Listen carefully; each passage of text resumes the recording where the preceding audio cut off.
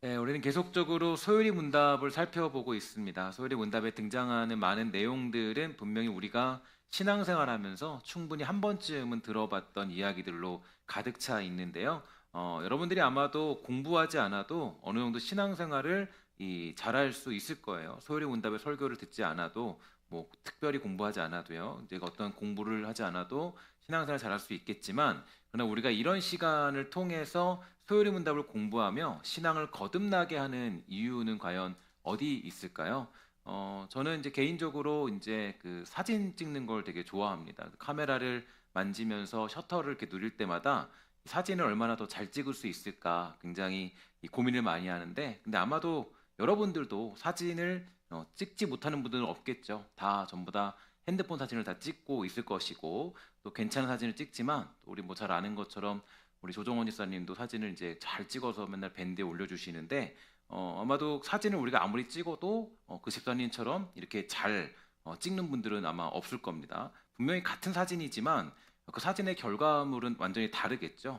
요즘 밴드에 올라오는 사진들의 퀄리티도 보면요, 굉장히 핸드폰 사진하고는 차원이 다르지 않습니까? 그러니까 이게 저는 되게 중요한 차이라고 생각하는데, 그동안 신앙생활이란 것도 그냥 할 수 있겠죠. 핸드폰 사진 찍는 것처럼 딱딱딱 찍으면서 할 수 있겠지만, 무심코 할 수 있겠지만, 그러나 거기에는 뭔지 모를 아쉬움이 있습니다. 그러나 이 소요리 문답을 공부하는 것은 마치 새로운 지식을 가지고 뭔가 알 수 없는 이 작품 세계에 빠져 들어가는 것만 같은 그런 어떤 이 기품을 주고, 또 어떤 이 우리가 이 교리를 공부한다는 것은 그동안 알지 못했던 것들이 아니라 알았던 것이지만 알았던 것에 대해서 조금 더 깊은 어떤 이해도 깨달음을 얻을 수 있게 되는 것이죠. 그래서 저는 이 소요리 문답을 공부해야 된다고 생각을 하고 있고, 지난 새벽에 제가 설교하면서도 그런 생각이 들었습니다. 어떻게 다윗은 그렇게 위기 상황에서도 하나님을 찬양하고 높이며 문제 속에서도 여전히 감사하는 삶을 살 수 있었을까? 이유는 딱 한 가지죠. 뭐냐면 하나님에 대한 지식이 얕지 않았기 때문이에요. 얕지 않고 풍성했기 때문입니다. 하나님이 공의 하나님이시다, 이건 다 알고 있죠. 근데 다 알고 있지만 공의 하나님이라는 게 어떤 하나님이신가에 대해서는 잘 모릅니다. 모르고 공의 하나님을 풍성하게 알지는 못하니까 이 우리의 신앙이 흔들릴 수밖에 없는 겁니다. 그래서 하나님에 대한 지식이 풍성했기 때문에 구체적으로 안 거죠. 하나님을 얕게 안 게 아니라 구체적으로 알았기 때문에, 깊이 알았기 때문에 결국 이 깊은 지식이 고난 중에도 감사할 수 있던 이유가 거기에 담겨져 있습니다. 오늘 저와 함께 나누는 이 소요리 문답을 통해서 여러분들의 인생에 힘이 되고 능력이 되어서 주어진 인생을 아주 힘차고 또 우리 거룩하게 담대하게 살아가는 그런 풍성한 지식의 순간들이 다 되시기를 주의 이름으로 간절히 부탁을 드리겠습니다. 우리가 길을 운전하다 보면요, 도로 위에 여러 가지 선과 이 표지판이 있는 것을 보게 됩니다. 중앙선이 있고 정지선이 있고 신호등이 있고 위험한 길에는 가드레일도 있게 되죠. 근데 운전하는 사람이 그 선과 표지판을 보면서 왜 내 자유를 막는가, 왜 내가 원하는 대로 달리지 못하게 하는가라고 말하는 사람은 한 명도 없을 것입니다. 왜 그러냐면 그 선이 나를 억압하기 위해 있는 것이 아니라 나를 살리기 위해 있다라는 것을 너무나 잘 알고 있기 때문이죠. 만약 도로 위에 아무런 선도 없고 신호도 없고 규칙도 없다면 그것은 자유가 아닙니다. 그것은 자유가 아니라 혼돈이 될 수밖에 없겠죠. 그리고 혼돈의 끝은 사고와 죽음밖에 없습니다. 그러므로 참된 자유는 아무런 경계도 없는 곳이 아니라 이 생명을 지키는 바른 경계 안에 있다라는 것이에요. 오늘 우리가 배우게 될 소요리 문답 12문도 바로 이 문제를 다루고 있습니다. 하나님께서 사람을 창조하신 후에 사람을 아무 경계도 없는 곳에 던져놓지 않으시고, 뭐 이제 너 마음대로 살아라, 네가 기준이 되어라, 네가 선과 악을 결정해라, 이제 어떤 그냥 이렇게 사람을 던져놓고 혼자 알아서 살도록 하신 것이 아니라, 하나님은 사람을 말씀 아래 세우셨고 언약 안에 두셨고 생명과 사망의 경계 앞에 세워 두셨습니다. 자, 그러면 오늘 소요리 문답을 통해서 이 내용이 어떻게 확장되고 있는지 한번 살펴보기를 원하는데요. 제가 질문을 읽으면 성도님들은 답을 마음을 다해서 믿음으로 함께 고백하시기를 부탁을 드립니다. 사람이 창조함을 받은 본 지위에 있을 때에 하나님께서 저를 향하여 섭리하시는 중에 무슨 특별한 섭리를 행하셨는가? 시작. 하나님께서 사람을 창조하신 후에 완전히 순복하는 것을 조건으로 삼아 생명의 언약을 맺고 선악을 분별하는 나무의 실과를 먹는 것은 사망의 벌로서 금하셨습니다. 아멘. 이 문답은 짧지만 대단히 중요하다고 얘기할 수 있는데요. 왜냐하면 이 문답은 창조와 타락 사이에 서 있기 때문입니다. 신문은 사람이 얼마나 존귀하게 창조되었는지를 말하고 11문은 하나님께서 모든 피조물을 섭리한다는 것을 말해 주었습니다. 그리고 12문을 보면 그 섭리가 사람에게는 특별히 언약으로 나타나게 되었다라는 것을 가르쳐 주고 있는데요. 그리고 바로 다음 13문부터는 이 타락을 다루고 있어요. 그래서 이 12문을 제대로 이해하게 되면 왜 인간이 타락했는지, 왜 죄라는 것이 심각한지, 왜 예수 그리스도께서 오셔야만 하는지를 알 수가 있게 되는 대목이죠. 오늘 우리는 이 문답을 세 가지로 나누어서 살펴보기를 원하는데요. 첫 번째로 하나님은 사람을 언약 안에 두셨다라는 것을 볼 수가 있게 됩니다. 먼저 오늘 문답은 이렇게 시작하고 있죠. 사람이 창조함을 받은 본 지위에 있을 때 이렇게 얘기하는데, 중요한 표현은 본 지위라는 것입니다. 본 지위라는 것은 사람이 타락하기 이전의 상태를 말하는데 바로 죄가 들어오기 전의 상태를 얘기해주고 있죠. 그러니까 죽음이 들어오기 전이고 하나님과의 교제가 깨어지기 전의 상태, 즉 하나님께서 사람을 처음 지으셨던 선하고 복된 자리를 이야기해주고 있습니다. 이렇게 보면 원래 사람은 무엇보다 선하게 지어진 존재 아니겠습니까? 근데 많은 사람들이 얘기합니다. 인간은 이기적이다, 욕심이 많다, 거짓말쟁이다, 자기중심적이다. 그래서 사람들은 얘기하죠. 사람이 원래 그렇지, 인간이 다 그렇지, 이렇게 얘기할 때가 있지 않아요? 그러나 성경은 그렇게 얘기하고 있지 않아요. 하나님은 사람을 자기 형상대로 지식과 공의와 거룩함이 있게 지으셨고, 하나님을 알고 사랑하며 순종함으로 하나님과 교제할 수 있는 존재로 창조된 것을 우리는 고백하고 있습니다. 하이델베르크 요리문답 제6문을 보면 이렇게 고백하고 있어요. 그러면 하나님께서는 사람을 그렇게 악하고 패역하게 창조하셨습니까? 답 다 같이 있습니다. 시작. 아닙니다. 하나님께서는 사람을 선하게, 또한 자신의 형상 곧 참된 의와 거룩함으로 창조하셨습니다. 이것은 사람으로 하여금 자신의 창조주 하나님을 바르게 알고 마음으로 사랑하며 영원한 복락 가운데서 그와 함께 살고 그리하여 그분께 찬양과 영광을 돌리기 위함입니다. 아멘.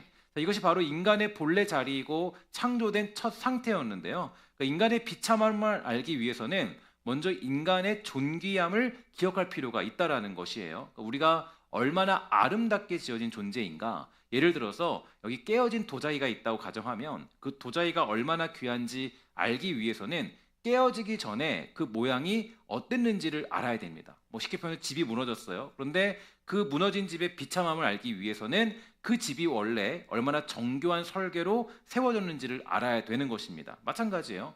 인간의 타락을 이해하려면 인간의 창조를 알아야 됩니다. 그러니까 인간의 죄를 이해하려면 인간의 본래 지위가 어디 있었느냐를 알아야 되는데, 더군다나 소요리문답 12문은 하나님께서 이처럼 선하고 존귀하게 지으신 사람을 향하여서 섭리하시는 중에 특별한 일까지 행했다, 이렇게 얘기해주고 있지 않아요? 그 특별한 일이 뭐냐? 바로 그거는 생명의 언약을 맺으신 거예요. 그 생명의 언약을 맺으신 건데, 하나님이 사람을 창조하신 후에 그냥 내버려 두지 않았죠. 그러니까 이거는 이제 어떤 이신론 같은 것들로 이제 얘기할 수 있는데, 많은 사람이 생각하기를 하나님이 창조했으면 하나님이 사람을 그냥 내버려 뒀다, 그냥 질서로 살았다 생각할 수 있지만 그렇지 않아요. 그냥 내버려 두지 않았고 사람을 기계처럼 다루지 않으셨어요. 우리를 존중하시고 사랑하심으로 진정으로 함께 하시기 위해서 사람을 말씀과 약속과 명령과 책임이 있는 언약적인 관계를 맺으신 거예요. 그러니까 우리가 이것을 행위언약이라고 그러는데 언약적 관계 안에 세워주셨습니다. 창세기 2장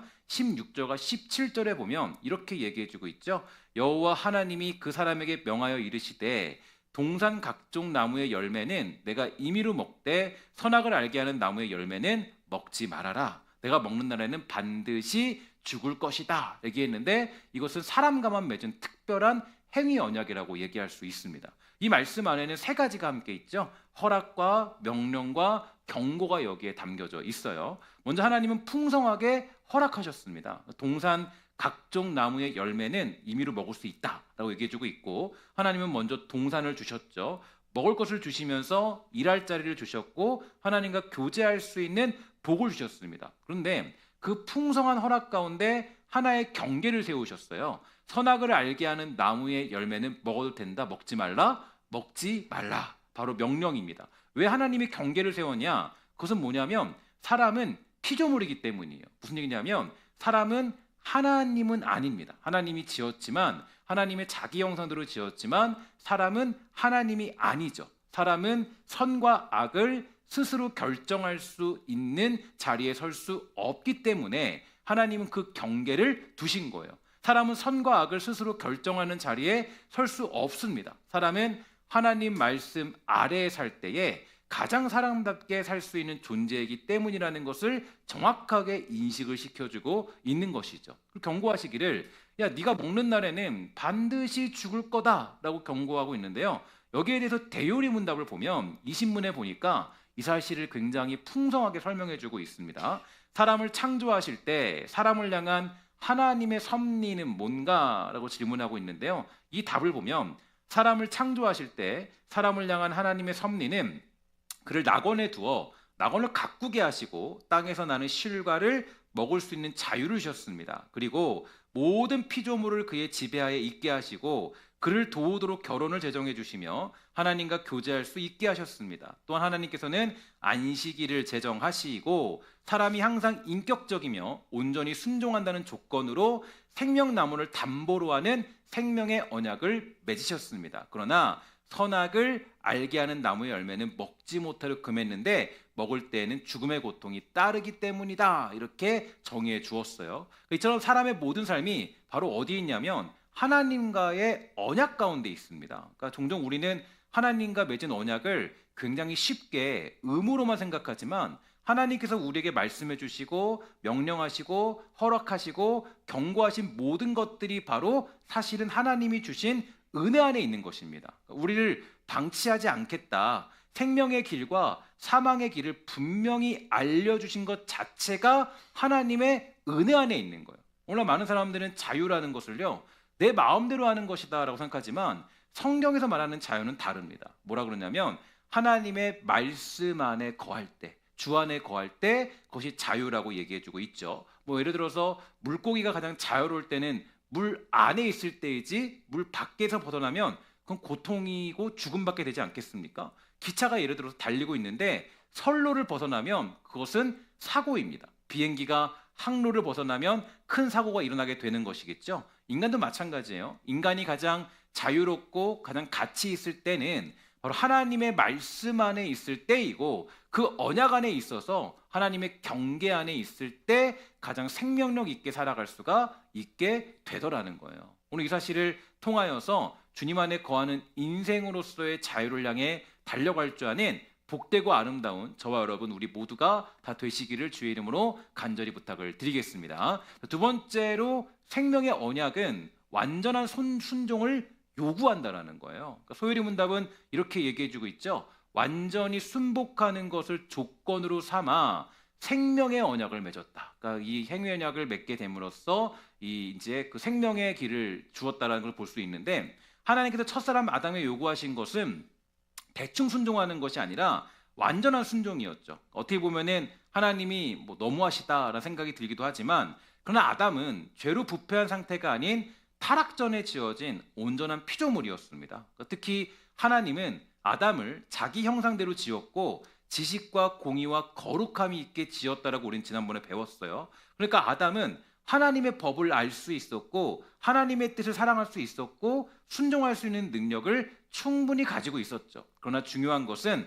이 아담이 순종할 수도 있었지만 동시에 타락할 수도 있었던 상태였다라는 거예요. 하이델베르크 요리문답 구문을 한번 보도록 할게요. 그렇다면 하나님께서는 사람이 행할 수 없는 것을 그의 율법에서 요구하심으로 사람에게 부당하게 행하시는 건 아닙니까? 다 같이 있습니다. 시작. 아닙니다. 하나님께서는 그 법을 지킬 수 있는 능력을 주시어 사람을 창조하셨습니다. 그러나 사람이 악마의 유혹을 받아서 스스로의 뜻으로 불순종함으로 자신은 물론 후손들까지 그렇게 할 수 있는 능력을 잃게 된 것입니다. 아멘. 그러니까 이제 중요한 것은 아담이 죄를 변명하지 않게 하기 때문이에요. 아담은 약해서 어쩔 수 없이 넘어진 것이 아니라 그는 순종할 수 있는 자리에서 불순종을 행한 거죠. 하나님 앞에 순종할 수 있었지만 그가 스스로 결정해서 불순종을 행한 거예요. 하나님의 법을 지킬 수 있는 능력을 가지고 있었지만 스스로의 뜻으로 불순종한 것이 바로 죄라는 것이죠. 그러므로 죄는 뭐냐? 단순한 실수가 아니라 연약함으로 치부하면 안 돼요. 죄라는 것은 사실 이 고의적으로 하나님과의 언약을 깨트린 것이 죄라는 거예요. 그러니까 죄라는 것을 우리가 뭐 내가 연약해서 아담이 조금 흔들려서 좀 문제가 있어서 그게 아니라 아담이 스스로 그 하나님에 대해서 고의적으로 자기가 죄를 짓기로 작정한 거예요. 이게 죄라는 거예요. 그래서 이 언약에 관해서 웨스트민스터 고백서 7장에 보면 이렇게 되어 있어요. 인간과 맺은 첫 번째 언약은 행위 언약이었는데 그 행위 언약으로 아담과 그 안에서 그의 후손에게 생명이 약속되었다. 그 언약의 조건은 완전하고 개별적인 순종이었다라는 거예요. 그 행위 언약, 즉 뭐냐면 순종함으로 누리는 언약이었는데 루이스 뻘거프의 이야기를 보면 계약의 조건은 절대적인 순종이었다고 그러고 밝히고 주고 있어요. 그러니까 즉 선악을 알게 하는 나무의 열매를 먹지 말라는 명령은 순수한 순종에 대한 시험이었다라는 것을 보여주고 있는 것이죠. 여기서 우리가 생각해봐야 될 것이 있어요. 에덴 동산에서 하나님께서 세우신 경계가 몇 개였습니까? 하나였죠. 딱 하나였어요. 그러니까 동산 각종 나무의 열매는 임의로 먹을 수 있습니다. 그러나 선악을 알게 하는 나무의 열매는 먹는 거예요, 못 먹는 거예요? 못 먹는 거예요. 하나님은 수많은 허락 가운데 하나의 금지만 두신 거예요. 그러니까 다 허락하셨는데 딱 하나 금지하셨죠. 근데 인간은 이상해요. 인간은 언제나 하나님의 허락보다 금지에 더 집착하는 게 인간의 모습이에요. 하나님이 주신 수많은 은혜보다 하나님께서 금하신 하나를 더 크게 봅니다. 이것이 자체가 바로 죄인의 마음이에요. 하나님께서 내게 주신 은혜는 당연히 여기고 하나님이 막으신 것은 억울하게 여기는 것. 기도하다 보면 이상하게 억울하죠. 왜 억울하냐 보면 하나님이 100개 중에 99개는 들어주셨는데요. 한 개는 안 들어줬기 때문이에요. 그때 억울한 거예요. 하나님 너무하신 거 아니에요? 근데 하나님이 야, 너 99개 다 들어줬는데 하나 안 들어주면 그냥 거기서 우리는 막 놀라 자빠지고 막 열이 받아가지고 화가 나고 막 별짓 다 하죠. 하나 안 들어준 걸로. 참 신기해요. 아담은 이 순종의 자리에서 실패하고 말았어요. 하나님께서 세우신 경계보다 자기 욕구, 욕심만을 따랐고 하나님이 정하신 선과 악의 기준보다 자기 판단을 앞세웠습니다. 그러니까 원죄는 뭐냐? 결국 하나님과의 약속을 지키지 않은 거예요. 그리고 이 죄로 인해서 결국 우리에게 남는 것은 오직 그리스도의 은혜가 필요하다는 것을 또한 보여주고 있다는 것이죠. 그러므로 이 문답을 통해서 세 번째로 우리가 알 수 있는 것은 이 언약은 우리를 둘째 아담이신 그리스도께로 이끌어 준다는 사실이죠. 오늘 문답을 보면 생명의 언약이라는 말과 사망의 벌이라는 말이 함께 나오는데 생명과 사망이 함께 등장하고 있습니다. 순종하면 생명이지만 불순종하면 뭐예요? 사망이에요. 이것이 하나님께서 아담 앞에 두신 언약적인 질서였습니다. 창세기 3장에 보면 뱀이 하와에게 다가와 하나님의 말씀을 흔듭니다. 하나님이 참으로 너희에게 동산 모든 나무의 열매를 먹지 말라 하시더냐? 사탄은 언제나 하나님의 말씀을 왜곡하는 방식으로 접근하죠. 하나님께서 풍성하게 허락하신 것은 흐려지게 만들고 하나님께서 금하신 하나만 크게 보이게 만들어요. 그리고 결국 이렇게 말합니다. 너희가 결코 죽지 않겠다. 하나님의 경고를 부정하죠. 하나님의 선하심을 의심하게 만듭니다. 마치 하나님께서 좋은 것을 감추고 계시는 것처럼 생각하게 만듭니다. 성도 여러분, 죄는요 언제나 여기서부터 시작해요. 하나님의 말씀보다 다른 소리를 더 크게 들을 때 시작해요. 죄라는 것이 다른 게 아니라 하나님의 소리보다 다른 소리를 더 들을 때, 하나님의 선하심을 의심할 때 시작됩니다. 하나님의 경계를 사랑의 울타리로 보지 않고 나를 막는 장애물로 보기 시작할 때 죄는 우리 마음에서 꿈틀거리기 시작하는 거예요. 그러니까 어떻게 돼요? 하와가 그 나무를 보았을 때 어떻게 됩니까? 그동안 보이지 않았던 것이 떠올라요. 먹음직도 하고 보암직도 하고 지혜롭게 할 만큼 탐스럽기 시작했어요. 그리고 그 열매를 따먹고 자기와 함께 있는 남편에게 주매 그도 먹게 됩니다. 그래서 아내를 잘 만나야 남편이 잘 된다라고 얘기하는 그게 여기 있죠. 그죠? 겉으로 보면은 열매 하나 먹은 사건이지만 실제로는요 하나님 말씀보다 자기 판단을 더 신뢰한 사건이 되는 거예요. 하나님이 정하신 경계보다 자기 욕망을 더 따른 사건이겠죠. 피조물이 창조주의 자리에 앉으려 한 사건입니다. 그래서 이 벨직 신앙 고백서를 보면 14조에 인간의 창조와 타락을 설명하면서 이렇게 고백해주고 있어요. 하나님은 사람을 흙으로 지으시고 자신의 형상과 모양대로 선하고 의롭고 거룩하게 만드셨습니다. 그러나 사람은 그 존귀한 지위를 깨닫지 못하고 사탄의 말에 귀를 기울였고 스스로 죄에 내어주어 죽음과 저주 아래 떨어졌습니다. 우리가 스스로 하나님을 따르지 않기로 결정한 거예요. 죄는 뭡니까? 단순히 어쩌다 보니까 실수한 게 유혹이 좀 좋네. 내가 유혹에 넘어졌네. 그게 아니라 죄는 뭐냐면 실수가 아니라 스스로 자기가 그 죄를 짓기로 결정한 게 죄라는 거예요. 존귀한 지위를 잊어버린 거예요. 하나님이 주신 자리를 버린 겁니다. 스스로 버린 거예요. 그러니까 스스로 죄에 내어주니까 그 결과가 뭐예요? 그 결과는 죽음과 저주예요. 루이스 벌거프가 기독교 교리 유학에서 죽음에 대해서 이렇게 얘기합니다. 죽음은 육체와 영혼의 분리일 뿐 아니라 근본적으로 하나님으로부터 영혼의 분리를 말하는 것이다. 즉 성경이 말하는 죽음은 단순히 심장이 멈추는 것이 아니라 하나님과 단절이에요. 하나님과 단절되면 더 자유로울 것 같았지만 인간은 오히려 죽음이라는 사망이라는 저주에 놓이게 되고 말았습니다. 하나님을 떠나면 결국 그 인생은 괴로움 투성이에요. 고통의 연속이죠. 아담과 하와는 눈이 밝아졌지만 하나님처럼 된 것이 아니라 자기들의 벗은 것을 보게 되면서 부끄러워하게 되었고 하나님의 낯을 피하여 숨는 인생이 되고 말았습니다. 이게 죄의 특성이죠. 죄는 처음에는 자유처럼 보이고 달콤해 보이지만 결국 죄는 우리를 숨게 만들며 하나님 앞에서 도망치게 만들었습니다. 죄는 우리를 사망의 자리로 끌고 가고 말았습니다. 그런데 성경은요, 중요한 건 여기서 멈추지 않는다라는 거예요. 로마서 5장 19절인데 우리 함께 다 같이 읽도록 할게요. 시작. 한 사람이 순종하지 아니함으로 많은 사람이 죄인 된 것 같이 한 사람이 순종하심으로 많은 사람이 의인이 되리라. 아멘. 아담의 불순종으로 죽음의 자리에 갔지만 예수 그리스도의 순종으로 또한 우리는 생명으로 가게 되었습니다. 그 순종에 대하여서 빌립보서 2장 8절을 보니까 이렇게 얘기합니다. 사람의 모양으로 나타나사 자기를 낮추시고 죽기까지 복종하셨으니 그 십자가에 죽으심이로라. 여러분, 그러니까 복음은 뭐예요?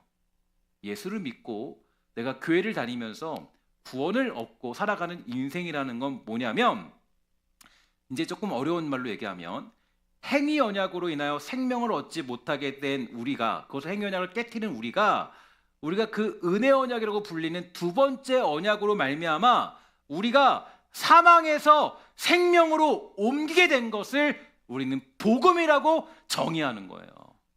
행위 언약을 깨트린 우리는 구원받지 못했지만, 그러나 행위 언약에서 은혜 언약, 하나님의 그 은혜 언약으로 말미암아 내가 구원받은 그 사실을 가리켜서 복음이다라고 정의하는 거예요.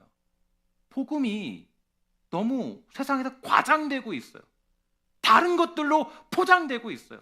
이 복음을 다 지워버리고 때로는 복음에 대한 것들을 이상한 걸로 포장시켜줘요.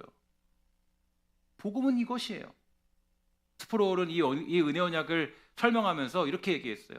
은혜 언약이 은혜라고 불리는 이유가 하나님이 더 이상 순종을 요구하지 않으시고 이제는 자신의 거룩과 의를 타협하시기 때문은 아니다, 이렇게 되어 있습니다. 그러니까 이어서 하나님께서 우리를 위해서 율법을 완전하게 그리고 몸소 순종할 대리인 혹은 옹호자를 주셨다라고 설명하고 있죠. 그분이 누구시냐면 바로 예수 그리스도라는 거예요. 예수님께서 우리가 실패한 자리에서 순종하셨고, 예수님이 우리가 감당해야 할 저주의 자리에 죽으셨습니다. 예수님께서 우리를 사망에서 생명으로 옮기셨습니다. 이것이 복음인 줄 믿습니다. 복음을 여러분 다른 것들로 치장하시면 안 돼요. 예수 믿는 걸 다른 것들로 여러분들이 거기로 채워 넣으시면 안 돼요. 우리가 예수로 말미암아 얻게 되는 수많은 유익들이 있겠지만 그거는 그저 덤으로 얻는 것이죠. 우리의 잊지 말아야 될 복음은 바로 그 행위 언약에서 은혜 언약으로 말미암아 우리가 구원받은 자리에 가게 된 것을 복음이다라고 정의한다는 것을 잊지 마시기를 주의 이름으로 간절히 부탁을 드리겠습니다. 그러므로 오늘 12문은 단순히 에덴 동산의 이야기를 하기 위한 것이 아니라 왜 사람이 죄인이고 죽음이 찾아왔고 왜 인간은 자기 힘으로 하나님께 나아갈 수 없는가, 왜 예수님께서 오셔야 했는가, 왜 십자가가 필요하며 은혜 언약이 필요한가를 설명하기 위해서 이 12문이 우리에게 주어진 것이죠. 우리의 불순종은 사망을 가져왔지만 그리스도의 순종은 생명을 가져왔습니다. 그러니까 우리의 소망은 뭐예요? 우리의 순종이 아니라 바로 그리스도의 순종이야말로 우리의 가장 위대한 소망이 될 수 있다라는 것이에요. 오늘 기약대로 연약한 자를 위해 죽으시고 부활하신 예수 그리스도의 능력이 저와 여러분 우리의 삶에 진정한 복음의 능력 되기를 주의 이름으로 간절히 축원합니다. 요즘 이 시대의 기독교는 어쩌면 이 복음의 진수를 너무 잊어버리고 있는지도 모르겠어요. 제가 이 교리 설교를 준비하면서 사실 되게 이제 많이 준비를 하는데 이 준비를 하면서 그런 생각이 정말 많이 들어요. 많이 드는 게 뭐냐면 어쩌면 이 복음의 진수를 잊어버리고 있는 시대인지 아는가. 언제부터인가 기독교가 너무 멋있어졌어요. 교회가 너무 멋있어져요. 저는 그게 참 속상해요. 그러니까 뭐냐면 이전에도 그 로마 카톨릭 시대에도 가장 위기가 뭐냐면 교회가 멋있어진 거거든요. 교회가 멋있어지면 예수님은 사라질 수밖에 없어요. 교회가 그럴싸해지면요, 그때부터는 교회가 아니에요. 교회는 사실은 그리스도의 복음으로 하나님 말씀 안에서 그 말씀이 드러나는 것, 오직 예수 그리스도의 그 나를 살리신 그 십자가의 사건이 드러나는 것, 이 교회의 역할 아니겠어요? 우리가 보통 보면 제가 이 교리를 연구하고 또 미약하지만 여러 가지 것들을 공부하면서 느끼는 건 어쩌면 많은 경우에 조금 더 어떤 삶의 어떤 행동과 일들, 형편들 좀 더 괜찮은 삶을 만드는 것에 신앙이 사용되고 있지는 않는가. 조금 더 세상에서 괜찮은 삶을 살기 위해서 신앙생활하는 것만 같은 기분이 들기도 하지만 여러분 오늘 이 설교를 듣고 함께 주일 저녁을 함께한 여러분들, 정말 여러분들에게 축복하는 것은 복음은 무엇입니까? 복음의 진수는 우리가 행위 언약의 실패로 인하여서 죽음으로 가게 되었지만 은혜 언약의 완성으로 인하여 우리가 생명으로 가게 된 것이 복음이라는 사실을 잊지 마시기를 주의 이름으로 간절히 부탁을 드리겠습니다. 근데 이렇게 우리가 이거를 자꾸 잊어버려요. 자꾸 복음을 자꾸 어디로 끌고 가냐면은 자꾸 내 뭐 삶의 어떤 것들과 뭐 그럴싸한 모습들과 저런 것들과 자꾸 이상한 데로 끌고 가요. 그것이 아니에요. 예수를 믿으면서도 때로는 삶이 어려울 수도 있죠. 예수를 믿으면서도 가난할 수도 있어요. 예수를 믿으면서도 불행한 모습의 어떤 삶을 살 수도 있어요. 더 중요한 건 뭐냐면 그럼에도 불구하고 하나님께서 저와 여러분들을 구원해 내셨다는 사실이 더 위대하고 중요한 우리 믿음의 고백이 되는 줄 믿습니다. 내가 죽음에서 생명으로 옮겨진 사실로 인하여서 우리 인생을 재설계할 때 어떤 따라오는 복들이 있을 뿐이지 그게 복음이 될 수는 없다라는 거예요. 근데 보면 이 사실을 너무 우리는 쉽게 간과할 때가 많이 있게 되죠. 오늘 여러분들 정확하게 이 말씀을 풍성하게 알았으니 복음이 무엇인지 여러분 정말 선포하며 그것으로 만족하는 성령님의 역사가 사랑하는 성도들 모두에게 있게 되기를 주의 이름으로 간절히 축원합니다. 오늘 우리 소유의 문답 제12문을 배웠습니다. 다시 한번 점검하는 차원에서 질문하면 답해 주시기 바랍니다. 사람이 창조함을 받은 본 지위에 있을 때에 하나님께서 저를 향하여 섭리하시는 중에 무슨 특별한 섭리를 행하셨는가? 하나님께서 사람을 창조하신 후에 완전히 순복하는 것을 조건으로 삼아 생명의 언약을 맺고 선악을 분별하는 나무의 실과를 먹는 것은 사망의 벌로서 금하셨습니다. 아멘. 이 문답은 분명히 얘기해주고 있죠. 하나님은 사람을 방치하지 않는다. 하나님은 사람을 말씀 안에 두셨다. 언약 안에 세우셨다. 생명과 사망의 경계 앞에 두셨다. 그러므로 선악과의 문제는 단순히 열매 하나의 문제가 아니라 하나님을 너 하나님으로 인정할 것이냐, 하나님의 말씀을 생명의 기준으로 받을 것이냐, 아니면 내가 선악의 기준이 되려 할 것인가의 문제였습니다. 여기서 우리는 다시 한번 신앙의 본질을 생각해 봐야죠. 마지막으로 루이스 뻘거프의 이야기를 보면 이렇게 얘기합니다. 성경에 비추어 보면 종교는 인간의 하나님에 대한 관계, 하나님의 절대적 존엄성과 무한한 능력을 의식하고 인간 자신의 비참함과 연약한 상태를 깨닫는 것이라 하겠다. 그러므로